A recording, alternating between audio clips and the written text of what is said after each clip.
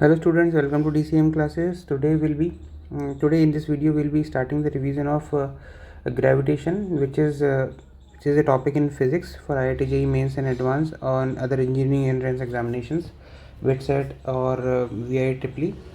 तो इस वीडियो में मैं और सिर्फ वही कॉन्सेप्ट आपको बताऊंगा which are very much useful for solving all those questions which are going to appear in JEE main examination या फिर बिट एग्जामिनेशन या फिर अदर इंजीनियरिंग एंट्रेंस एग्जामिनेशन. तो स्टार्ट करते हैं. अगर और अलग जो काइनेमेटिक्स और उन सब के जो वीडियोज़ हैं वो आप प्लेलिस्ट में देख सकते हो. और अगर आपको ये सब वीडियोस पसंद आते हैं तो आप इस चैनल को सब्सक्राइब कर लीजिए, जिससे कि मैं कोई भी नया वीडियो डालूंगा तो वो आपके पास आ जाएगा और आप उसको पढ़ सकते हो, देख सकते हो और अपने प्रिपरेशन कर सकते हो. तो स्टार्ट करते हैं. तो ग्रेविटेशन के लिए सबसे पहले हम कुछ चीज़ें समझ लेते हैं कि what is gravitation. Gravitation actually it is a field, it is a force. जैसे आपकी इलेक्ट्रोस्टैटिक फील्ड होती है वैसे ये ग्रेविटेशनल फील्ड होती है. अब ये क्या होता है, ये क्यों जनरेट होती है हमारे सिस्टम में. आपको पता होगा कि एक्चुअली में जो ग्रेविटेशन है उस ग्रेविटेशन की वजह से ही हमारा एग्जिस्टेंस है. अगर ग्रेविटी नहीं होती तो हम अर्थ पर सीधे चल नहीं रहे होते. और क्योंकि ग्रेविटेशनल फील्ड हमें हमेशा सेंटर ऑफ अर्थ की तरफ अट्रैक्ट करके रखती है, इसलिए हम चल पाते हैं ज़मीन पर, नहीं तो हम लोग लेविटेट कर रहे होते है ना. तो ये जो ग्रेविटी होती है ये एक्चुअली में अराइज की होती है. Gravity is associated with masses. तो ग्रेविटी एक ऐसी फोर्स है जो अराइव होती है बिटवीन टू मासेस. मतलब अगर आपके पास दो मासेस प्रेजेंट हैं, जैसे सपोज एक मास ये है और एक और मास है आपके पास ये, तो देयर आर टू मासेस. इसका मास मैंने m1 बोल दिया और इसका मास अगर हमने m2 ले लिया, तो there is a force of attraction between these two. This force of attraction is known as the gravitational force of attraction. और इसका जो एक्सप्रेशन होता है वो होता है F gravity is equal to, अब जो ये फोर्स है, this force is proportional to product of the masses m1 into m2, and this force is also inversely proportional to square of the distance between them. अगर ये distance r है इन दोनों के बीच में, मासेस के बीच में, तो the gravitational force is defined as F is equal to capital G m1 m2 by r square. This is the gravitational force which is defined. ये फोर्स है वो हर एक मास के ऊपर लगती है. अब कहीं कहीं पर आप इसको नोटिस करते हो, कहीं पर इसको नोटिस नहीं करते हो. क्यों नहीं कर पाते हो? क्योंकि कुछ मासेस बहुत स्मॉल होती हैं. जितनी कम स्मॉल मास होगी उतनी ही कम ग्रेविटेशनल फोर्स लगेगी. इसलिए हर जगह आप इस ग्रेविटेशनल अट्रैक्शन को नहीं महसूस करते हो. लेकिन जो बड़े बड़े प्लैनेट्स हैं जिनकी मास बहुत ज़्यादा है, उनके बीच में ग्रेविटेशनल फोर्स बहुत ज़्यादा इफेक्टिव हो जाती है, क्योंकि उनकी मासेस बहुत ज़्यादा बड़ी हो जाती है. तो आगे आने वाले टॉपिक में आप यही सब चीज़ें सीखोगे कि ग्रेविटेशनल फोर्स किस तरह से एक्ट करती है और उसमें हम बाकी एनालिसिस कैसे करते हैं. तो ग्रेविटेशनल फोर्स का जो बेसिक फॉर्मूला होता है वो होता है capital G m1 m2 by r square, where capital G is what, capital G is known as universal gravitational constant.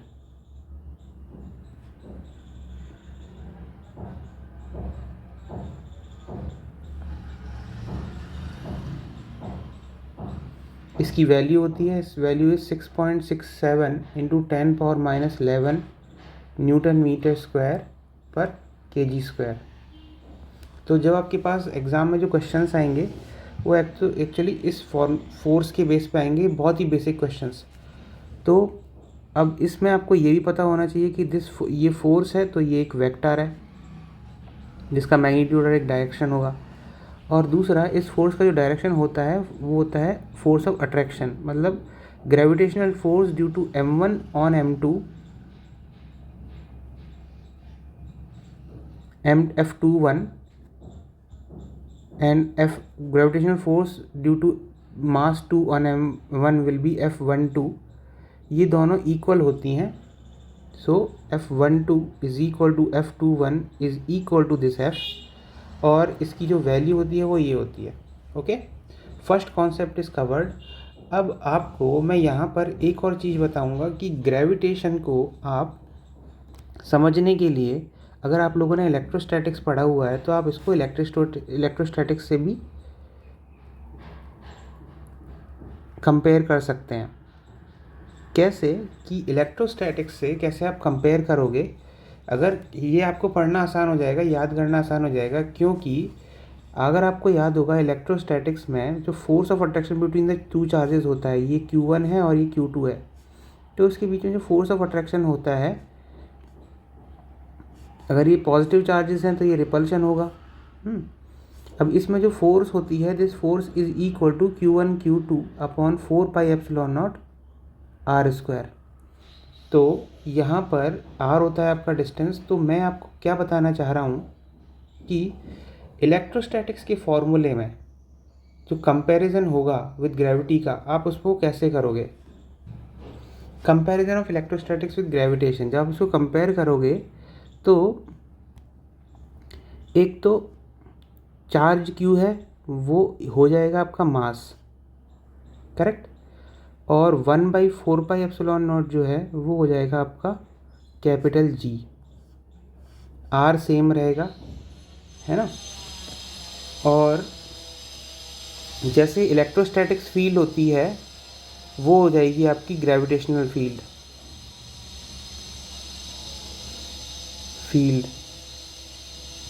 अब जैसे यहाँ पर आपको याद होगा कि फील्ड क्या होता है, इलेक्ट्रोस्टैटिक फील्ड क्या होती है, that is equal to F electrostatic FQ upon charge Q। वैसे ही जो ग्रेविटेशनल फील्ड होती है वो होती है आपकी F gravitational force upon mass m, ठीक है ना। तो ये कुछ आप चेंजेस करोगे, दीज चेंजेस जो कि आपके लिए कहाँ यूज़फुल होंगे कि अगर आपको इलेक्ट्रोस्टैटिक्स आपने पढ़ा हुआ है तो इलेक्ट्रोस्टैटिक्स के सभी फॉर्मूले होंगे जो पोटेंशियल के या फिर जो पोटेंशियल एनर्जी निकालने वाले जो भी फॉर्मूले होंगे वो सब सिमिलर होंगे, क्योंकि कूलम्ब्स लॉ और ग्रेविटेशनल फोर्स ऑफ अट्रैक्शन ये दोनों सिमिलर होती हैं। आपने अभी देख लिया है। चेंजेस क्या कर रहे हैं, चार्ज को मास से चेंज कर दो, 1/4πε0 को G से कैपिटल G से चेंज कर दो, इलेक्ट्रोस्टैट E को EG में चेंज कर दो, बस। ये तो इलेक्ट्रोस्टैटिक्स के जो भी फॉर्मूले हैं वो सब के सब अप्लाई होते हैं, है ना। तो यहाँ पर बस अंतर ये होता है कि डायरेक्शन ऑफ फोर्स जो होता है इसमें पॉजिटिव और नेगेटिव चार्ज होता है इलेक्ट्रोस्टैटिक्स में, जो कि ग्रेविटी में नहीं होता है, ग्रेविटेशन में नहीं होता। ओके, तो यहाँ पर सिर्फ फोर्स ऑफ अट्रैक्शन ही होता है, मास कभी भी नेगेटिव नहीं होता। तो ये पहला कॉन्सेप्ट हो गया है। अब आते हैं नेक्स्ट कॉन्सेप्ट पर। Next concept is Gauss law. अच्छा, गॉस लॉ को पढ़ने से पहले मैं आपको एक और चीज़ बता देता हूँ, विच इज़ फील्ड क्या होता है।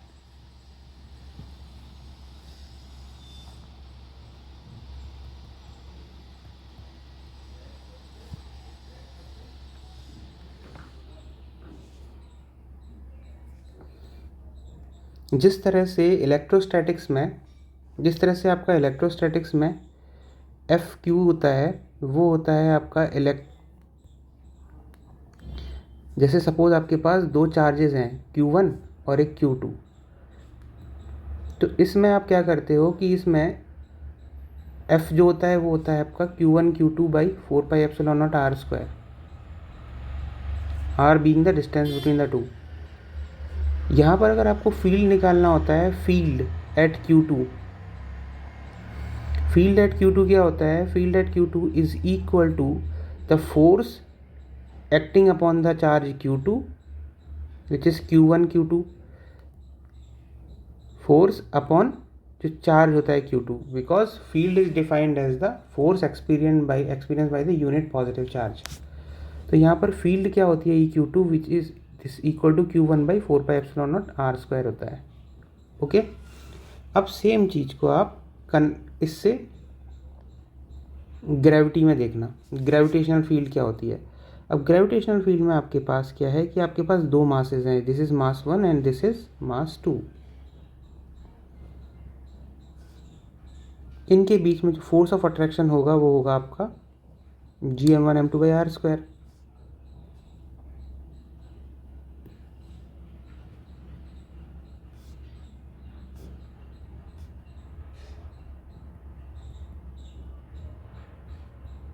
R being the distance between them।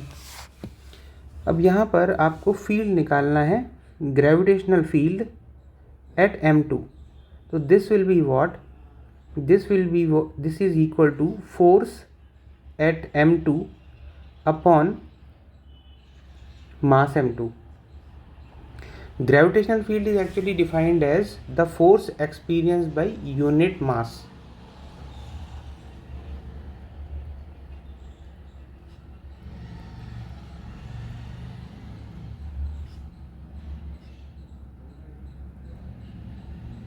तो इसलिए ग्रेविटेशनल फील्ड क्या होगी, Eg is equal to G m1 upon R square. तो field due to m1 at m2 point is gm1 by r square. Similarly, field at m1 due to m2 will be gm2 by r square.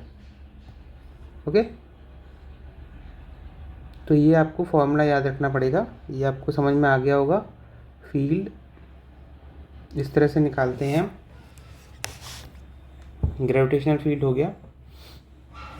और फिर चलते हैं next concept पर, which is, ये मैं आपको ये इसलिए बता रहा हूँ क्योंकि अब ग्रेविटी मैंने एक दो जगह तो आपको कंपेयर करके बता दिया इलेक्ट्रोस्टैटिक्स से, है ना. लेकिन यहाँ पर आपको इसके आगे मैं नहीं बताऊँगा, इसके आगे मैं आपको हर जगह आप खुद ही कंपैरिजन कर सकते हो, क्योंकि बस शुरू के जो बेसिक फॉर्मूले हैं उनमें मैं आपको बताऊँगा कंपैरिजन, फिर उसके बाद इसको आप खुद ही कंपेयर कर सकते हो. नेक्स्ट चलते हैं गॉस लॉ फॉर ग्रेविटेशन के ऊपर. गॉस लॉ ऑफ ग्रेविटेशन को समझने से पहले हम इलेक्ट्रोस्टैटिक्स की गॉस लॉ देख लेते हैं. गॉस लॉ फॉर इलेक्ट्रोस्टैटिक्स क्या होता है. अगर आपको याद होगा कि गॉस लॉ ऑफ इलेक्ट्रोस्टैटिक्स में जो मैंने बताया था वो क्या उसका एक्सप्रेशन था, उसका एक्सप्रेशन था surface integral E dot D S is equal to Q enclosed by epsilon naught. This was the expression for Gauss law for electrostatics, जिसमें ये कुछ चीज़ें जो क्या थी कि सपोज आपके पास एक स्फीयर है, this is your sphere, this is your sphere. अब इस स्फीयर के अंदर आपका चार्ज क्यू एनक्लोज्ड है, अंदर इसके अंदर चार्ज है ना. तो इसके अंदर चार्ज है, तो आप इस सरफेस के अंदर इस पर एक सरफेस एरिया लोगे, दिस इज़ द एरिया. अब इसका जो इस एरिया का जो परपेंडिकुलर होगा वो होता है हमारा डी एस वेक्टर. एरिया के परपेंडिकुलर जो वेक्टर होता है वो डी एस वेक्टर होता है. This is area vector. So D S vector is area vector. And the dot product of electric field to the area vector is equal to, जो Gaussian surface जो भी आप लेते हो, जैसे मैंने यहाँ पर गॉस स्फेरिकल लिया है, तो गॉसियन सरफेस के अंदर जो चार्ज एनक्लोज है वो charge enclose by epsilon not होता है. करेक्ट. ये थी आपकी Gauss law for gravitation for electrostatics. अब आते हैं हम गॉस लॉ फॉर ग्रेविटेशन.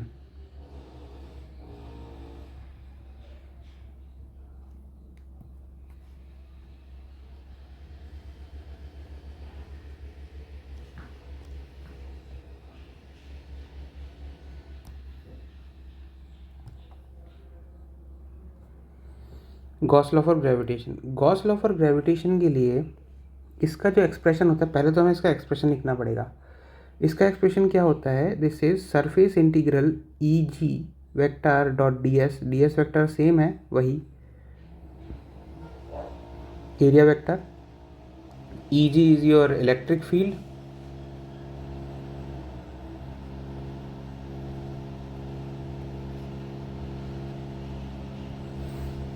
अब ई जी है यहाँ पर, E G vector is your gravitational field,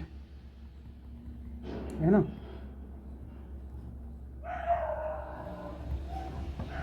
this is equal to, अब देखिए अगर आपको याद होगा तो मैंने आपको ऊपर बताया था कि जब इसमें 1/4π/ε0 को हम कन्वर्ट करते हैं जिससे जी से रिप्रेजेंट करते हैं, है ना.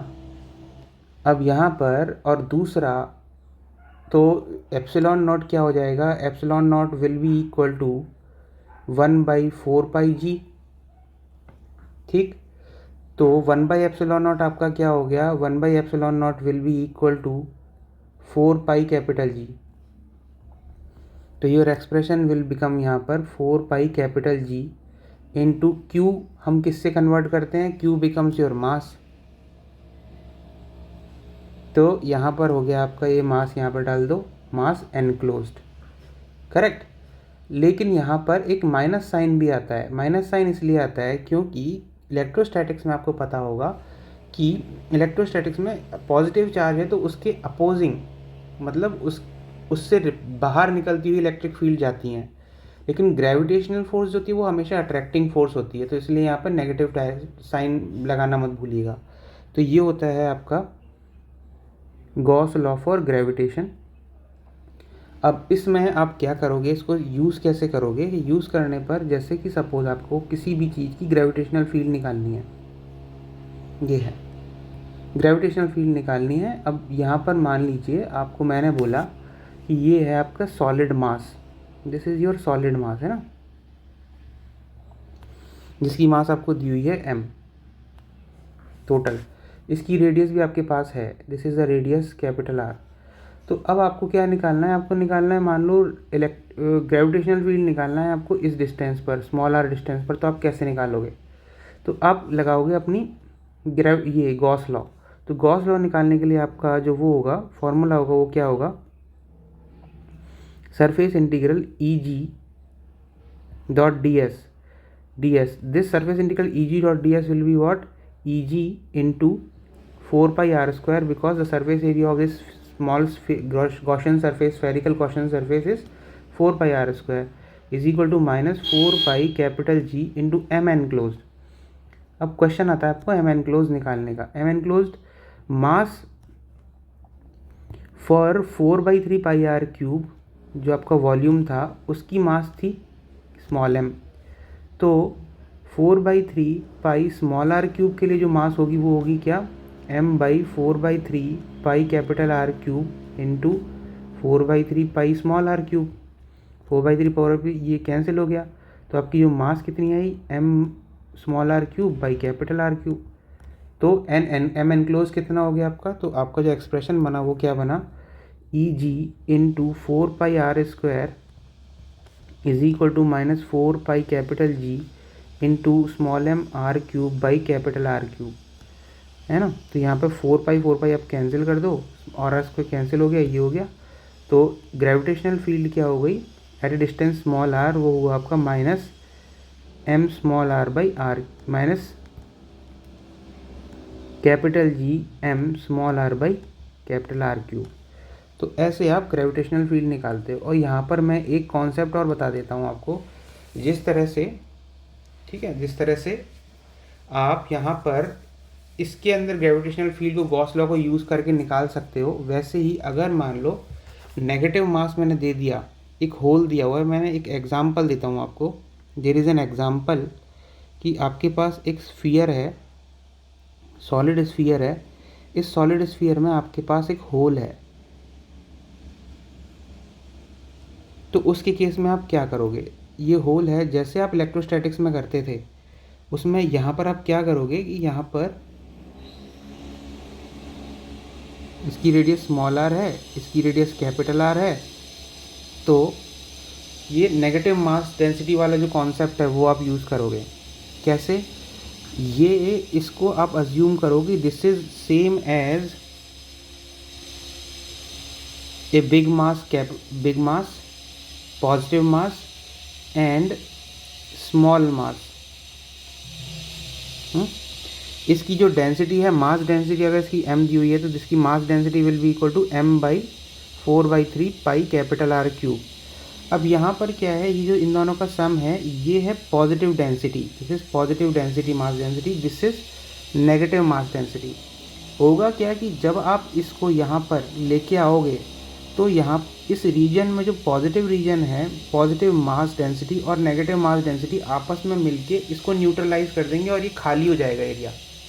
तो आपको इस तरह से निकालने के लिए ग्रेविटेशनल फील्ड अगर आपको सपोज किसी भी पॉइंट पर निकालने को बोला जाता है, इस पॉइंट पर निकालने को बोला जाता है ना, तो आप कैसे निकालोगे? Gravitational field at this point A will be equal to gravitational field due to mass m at point A, है ना, gravitational field due to positive mass density at point A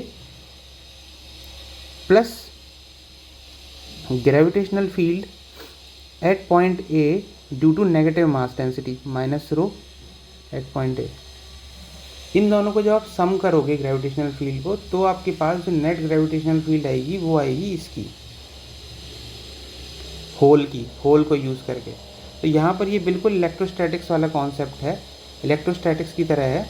अब मैं आपको एक बार कैलकुलेट करके दिखा देता हूँ ये। तो जैसे तो यहाँ पर आपने ई रो ए निकाल लिया, जैसे E rho A into 4/3 4 pi into R minus R whole square. यहाँ पर आपने गॉसियन सरफेस लिया है क्योंकि आपको इस पर निकालना था, ये गॉसियन सरफेस लिया है ना। तो इसके बाद आपने मास एनक्लोज इसके अंदर कितनी होगी, density into 4/3 pi R cube, 4/3 pi into capital minus small R whole cube, है ना। तो यहाँ पर आपने ई रो ए निकाल लिया, ऐसे ही ई माइनस रो ए निकालोगे नेगेटिव मास की वजह से। तो इसका गॉसियन सरफेस होगा ये वाला, रेडियस आर का, -4 pi G into rho into 4/3 pi R cube, ये निकाल दिया। अब इन दोनों को आप नेगेटिव कर दोगे तो यहाँ पर आपके पास 1 - 2 जो आएगा वो आपकी इलेक्ट्रिक फील्ड आ जाएगी, ये ग्रेविटेशनल फील्ड आ जाएगी। सेम बिल्कुल जैसे आप इलेक्ट्रोस्टैटिक्स में करते हो वैसे ही सेम करोगे। तो ये नेगेटिव मास का कॉन्सेप्ट जो होल वाला कॉन्सेप्ट होता है उसको हम ऐसे सॉल्व करते हैं। तो बाकी ये कॉन्सेप्ट हैं कंटिन्यूस मास डिस्ट्रीब्यूशन, इसके बाद हम कंटिन्यूस मास डिस्ट्रीब्यूशन और ये सब पढ़ेंगे, ग्रेविटेशनल पोटेंशियल क्या होता है वो सब पढ़ेंगे। तो आज के लिए इतना ही, और अगर आपको ये वीडियो पसंद आया हो तो लाइक कीजिए, शेयर कीजिए, सब्सक्राइब कीजिए। और अगर आपको इस तरह इसके प्रॉब्लम सॉल्व करते रहिए अपनी बुक्स में से, जो भी आप बुक्स फॉलो करते हैं, और इससे रिलेटेड कोई भी आपको डाउट आता है तो वो आप मुझसे कमेंट सेक्शन में पूछ सकते हैं या फिर व्हाट्सएप नंबर पर पूछ सकते हैं। All the best. अगर आपको ये वीडियो पसंद आया तो इसको लाइक कीजिए, शेयर कीजिए, सब्सक्राइब कीजिए और प्रिपरेशन करते रहिए। All the best. आपकी जेईई मेन की डेट्स अनाउंस हो चुकी हैं, अप्रैल 16 फर्स्ट अटेम्प्ट होगा। Okay, thank you, all the best.